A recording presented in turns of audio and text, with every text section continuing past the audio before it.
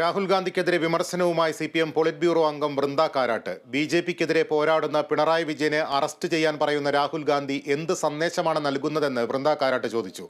രാജ്യത്തിന് വേണ്ടിയുള്ള ഈ പോരാട്ടത്തിൽ അഭിപ്രായ വ്യത്യാസങ്ങൾ മാറ്റിവെച്ച് ഇന്ത്യയെ രക്ഷിക്കാൻ ഒരുമിച്ച് പോരാടുക എന്നതാണ് ഇന്ത്യ സഖ്യത്തിന്റെ ലക്ഷ്യമെന്നും വൃന്ദ കൊച്ചിയിൽ പറഞ്ഞു. The statement of Mr. Rahul Gandhi in Palghat yesterday and earlier in another meeting, in which he has asked the question, why is Pinarayi Vijayan not arrested? In the history of democratic politics, that a national leader of the stature of Rahul Gandhi should demand the arrest of a chief minister who is known for his strong fight against the BJP RSS. We don't care for all these statements. People of Kerala know. But we want to ask, what is the message Rahul Gandhi is giving?